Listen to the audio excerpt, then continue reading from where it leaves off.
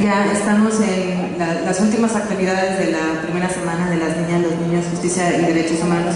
De todas las personas que han venido al ciclo completo y a las que han venido a las conferencias que han podido venir, el Poder Judicial, la Comisión Nacional de Derechos Humanos, la Fiscalía General del Estado, SECSEX y la Comisión Estatal de Derechos Humanos, se los agradecemos.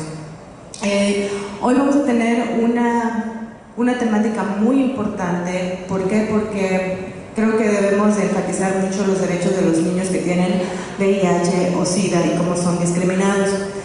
Y hoy me complace la presencia, ya no viene un promotor, viene el director del programa de VIH de la Comisión Nacional de Derechos Humanos. Y bueno, en este caso realmente me gusta tratar con él, una persona muy accesible, que no tuve que hacer mucho protocolo para que viniera. Entonces se me hace muy especial la presencia de Ricardo Forcada Hernández.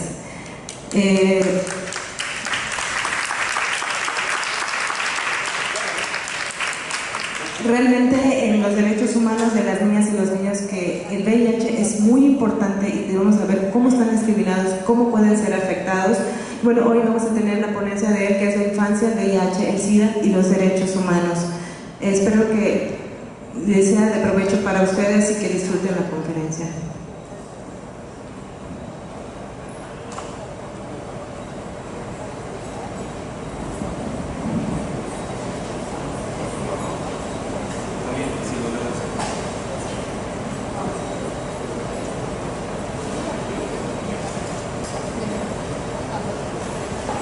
Muy buenas tardes.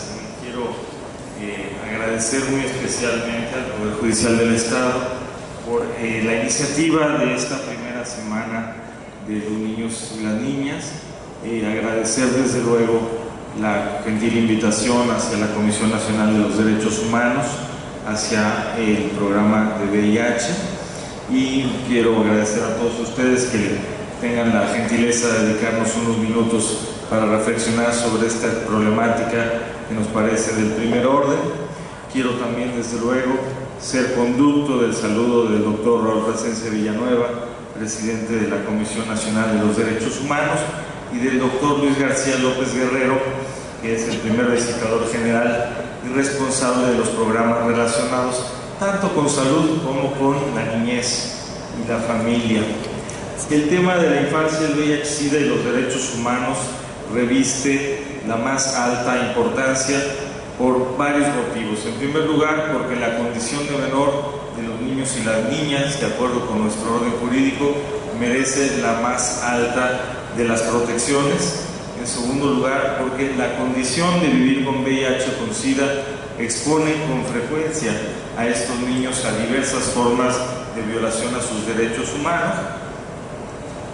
Y finalmente, porque en los hechos, más allá de lo que pueda especularse, hemos recibido quejas en donde se refleja esta situación especial de vulnerabilidad de las niñas y los niños que viven con el VIH o el SIDA, o que tienen familiares que viven con el virus y que han padecido diversas formas de abuso. Voy a hacer una presentación básicamente de tres partes. En primer lugar, voy a presentar un poco la situación en relación con el VIH y el SIDA, y en particular de los niños, en México y en el mundo. En un segundo momento, una breve mención sobre nuestro marco jurídico protector de sus derechos, y finalmente terminar con la recomendación general número 8 de la Comisión Nacional de los Derechos Humanos, que precisamente se ocupó de los problemas de discriminación de estos niños y niñas en el contexto educativo. Casi 30 años después de que aparecieran los primeros casos de epidemia del síndrome de la inmunodeficiencia adquirida en México, los primeros casos en el mundo fueron en el 81, en México en el 83, las niñas y los niños que viven con VIH todavía padecen del estigma y la discriminación asociados al hecho de vivir con el VIH. De acuerdo con las cifras que nos reporta ONU-SIDA, el número de personas que vive con el virus en el mundo es de 34 millones, ONUCIDA es el programa conjunto de las Naciones Unidas para la atención del VIH y el SIDA. Este número se obtiene de la media entre la cifra de estimación alta, que es de 35.2 millones, y la cifra baja de 31.6. Se estima pues que esta cifra representa un incremento en 17% más que en el año 2001. Esto refleja, de acuerdo con este último informe de ONUCIDA, que el número de nuevas infecciones continúa en aumento. En el 2011, tan solo en ese año, 330,000 niños y niñas se infectaron por el VIH. Esta es la cifra que también resulta de una estimación entre la cifra alta de 390,000 y la baja de 280,000. La media nos da alrededor de 330,000 niños y niñas. Esto ciertamente es una cifra preocupante porque al final, tratándose de una pandemia de transmisión, como es el caso del VIH, una pandemia transmisible, pues este número continúa en aumento y siempre es una alerta permanente. Aún con ello, también es verdad que estas cifras representan un descenso del 43% en el número de nuevas infecciones respecto al año 2003, cuando se produjeron 560,000 nuevas infecciones infantiles. Nuevamente esta cifra resulta de una media entre la estimación alta y la baja, 650,000 y 510,000 respectivamente, y un descenso del 24% en relación con el año 2009, cuando 430,000 niños y niñas adquirieron el VIH. Más del 90% de estos niños y niñas se infectaron por VIH en lo que corresponde al 2011, vivían obviamente en la región del mundo más afectada por el SIDA, que sigue siendo la región subsahariana del África. En esa región, el número de nuevas infecciones en este grupo de edad descendió un 24% entre el 2009 y el 2011. También se han producido descensos significativos en el Caribe, 32%, en Oceanía, 36%, y descensos más modestos en Asia, que es el 12%, en América Latina, nuestra región, de solo el 24%, y en Europa y Asia Central del 13%. Con información disponible hasta el 2007, que es el último reporte que ha presentado el Programa de las Naciones Unidas para la Infancia, UNICEF,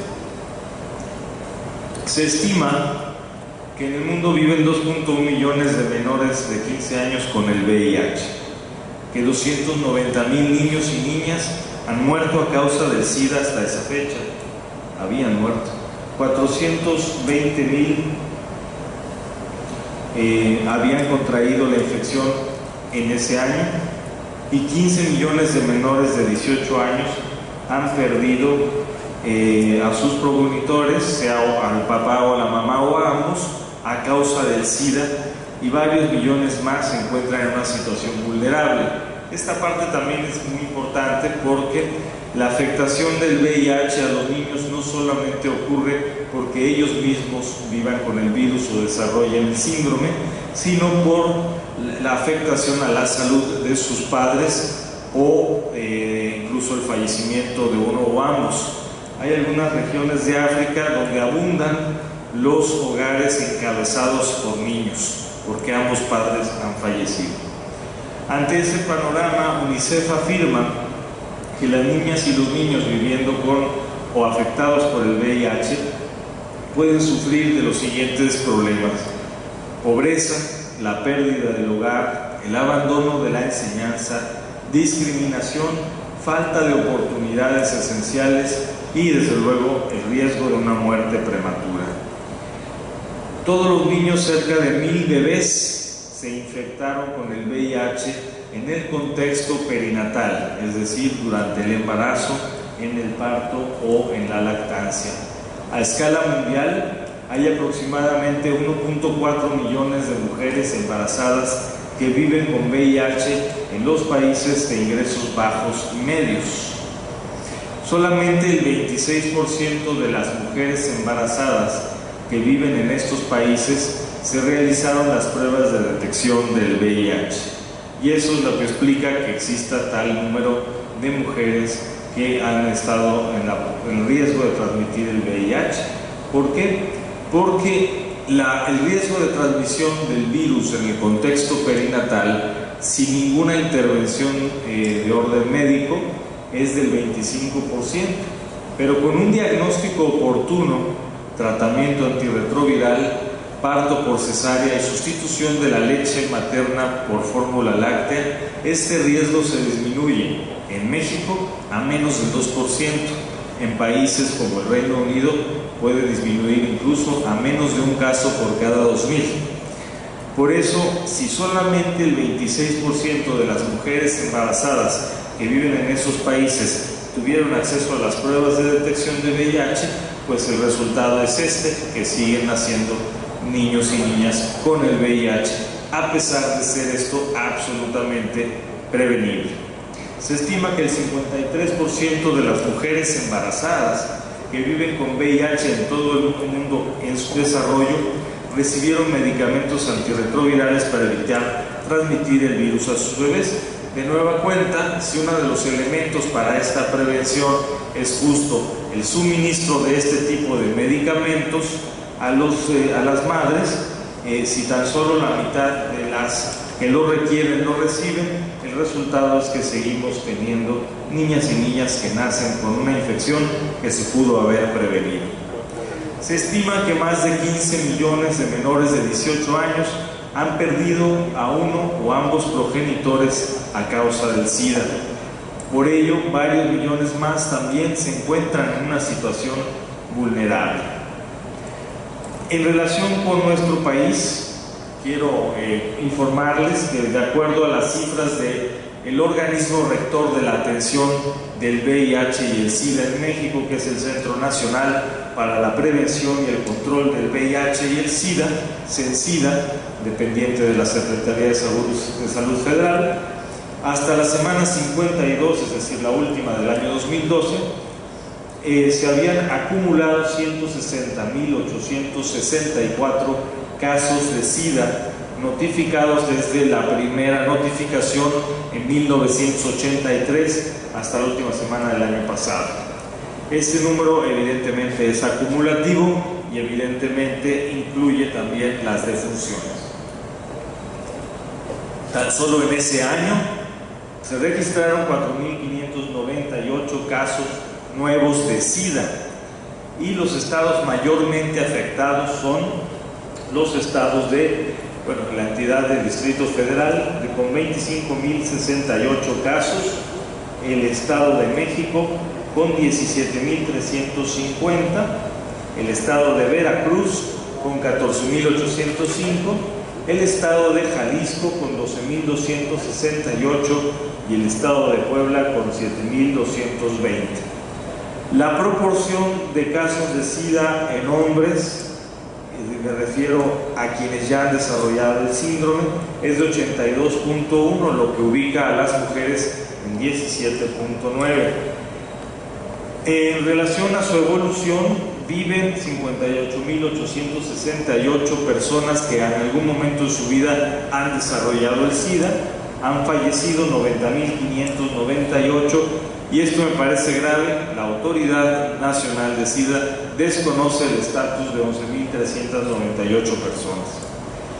Casos que continúan como seropositivos al VIH desde el 84 al 2012, es decir, aquellos que aún no han desarrollado el síndrome, son 43.965. Casos nuevos de seropositivos al VIH en 2012 son 4.926. En este caso, el de las personas positivas a los anticuerpos al VIH, pero que aún no han desarrollado el SIDA, son hombres el 73.6%, lo que ubica a las mujeres en 26.4%. Viven de ellos 43.589, fallecieron 18 y son desconocidos su estatus de 358. En el año 2011, que es el último computado a su totalidad, fallecieron por SIDA 5.043 personas en México, lo que ubica nuestra tasa de mortalidad para ese año 2011 en 4.6 personas por cada 100.000. 4.6 personas de cada 100.000 en México fallecieron por SIDA. Lo que es preocupante, porque esto es más o menos el doble de la tasa de mortalidad por SIDA de otros países de nuestra misma región, como Chile, que lo mantiene en un 2.3%. La tasa de mortalidad el número total de defunciones hasta el año 2012 preliminar, que no se había terminado de contabilizar, ya ascendía a 3.578. Esto es muy preocupante porque se establece en la política pública de nuestro país que toda persona que vive con VIH y que requiere el tratamiento antirretroviral para controlar la infección por SIDA tiene derecho a recibirlo de manera gratuita a través de los servicios públicos de salud, a través del Instituto Mexicano del Seguro Social, a través del ISSSTE, a través del Instituto de Seguridad Social de las Fuerzas Armadas Mexicanas, y para quienes carecen de alguna forma de seguridad social, a través incluso del Seguro Popular, que lo comprende dentro de su cuadro de servicios. Si tenemos este nivel de disponibilidad del tratamiento para todo aquel que lo requiere, es muy injustificado que sigamos teniendo tal número de mortalidad. Finalmente, se estima que viven con VIH en México 179.478 personas.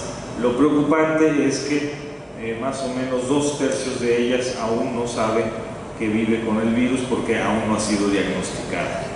Lo que nos ubica la prevalencia, es decir, la relación del número de casos con la totalidad de la población, en 0.24%.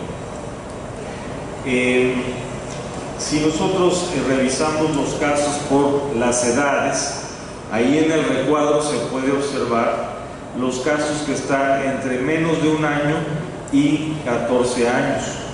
En varones entre 0 y 1 año son 522 casos de SIDA, de 1 a 4 734 varones, de 5 a 9 364 y de 10 a 14 282 casos de SIDA.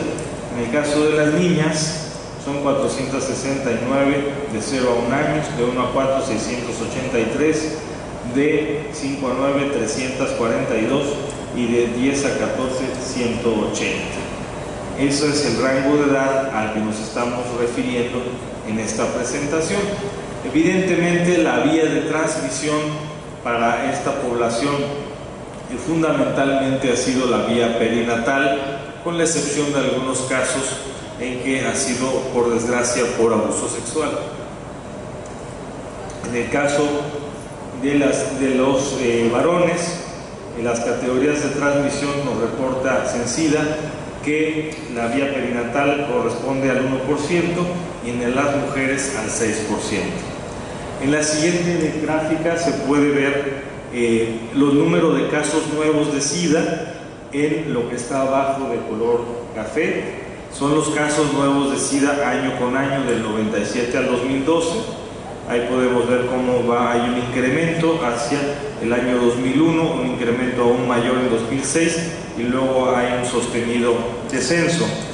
En lo que toca a casos esos eran los de VIH, perdón. Los de SIDA son los que están en la franja color gris. También se ve un comportamiento semejante, lo que habla de que en los últimos 5 años ha habido un descenso tanto en el número de casos de SIDA como en el caso de VIH en perinatales, gracias a que se está promoviendo con mayor énfasis la oferta de la prueba de detección de anticuerpos a las mujeres que viven con VIH, a mujeres en general, para detectar si viven con VIH y poder hacer la intervención necesaria para prevenir la transmisión vertical. Total de niños que viven con VIH en las edades comprendidas entre 0 y 14 años que requieren su tratamiento es de 1.642 personas, de los niños y niñas.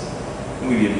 Algunos niños y niñas viven con VIH porque lo adquirieron durante el embarazo, el parto o la lactancia a través de la transmisión denominada perinatal o vertical de su madre. Hoy en día, afortunadamente y gracias al tratamiento, son estudiantes a 2 niveles de primaria y secundaria. Otros son huérfanos porque sus padres ya fallecieron a causa del síndrome. Este grupo de personas se encuentra de un grupo conocido socialmente como PBBs o personas viviendo con VIH o SIDA. Su sobrevivencia es posible gracias a los avances de la medicina que les provee de un tratamiento antirretroviral, el cual mejora su calidad de vida y previene el deterioro del sistema de defensas y el eventual desarrollo del síndrome. Sin embargo, cuando por algún motivo se hace público que estos niños o niñas viven con el VIH o se sospecha incluso de sus padres, se enfrentan al problema que se conoce como estigma y discriminación asociados al VIH dentro y fuera de la escuela. Muchos infantes quienes viven con VIH o con SIDA han reemplazado el temor a la muerte por vivir con esta condición de salud, por el temor a la discriminación y al rechazo en función de vivir con este virus.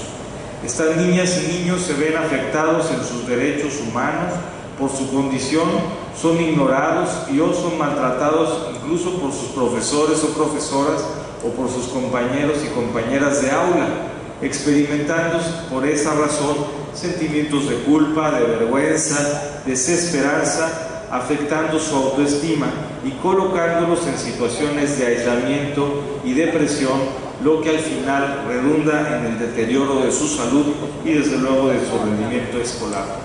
No existe ninguna evidencia de que niños o adolescentes hayan adquirido el VIH en la escuela, por lo cual consideramos que la escuela es un espacio seguro para todos.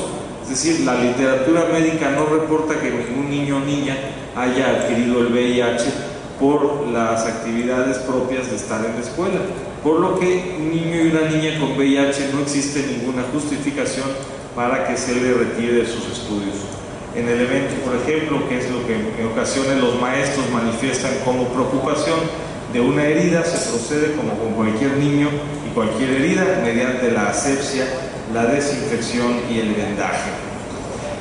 La declaración de compromiso en la lucha contra el SIDA del año 2001 de la Asamblea General de las Naciones Unidas es un acuerdo también firmado por México, según el cual nuestro país se comprometió mediante este instrumento a mejorar la coordinación e intensificar las actividades nacionales para combatir esta problemática. Por lo tanto, asumió una serie de metas para proteger los derechos de las personas que viven con el VIH y el SIDA y con ellos sus derechos humanos, principalmente en poblaciones como los hombres que tienen sexo con hombres, los trabajadores sexuales, los usuarios de drogas inyectables, así como los niños y las niñas, jóvenes y mujeres heterosexuales. Es indispensable considerar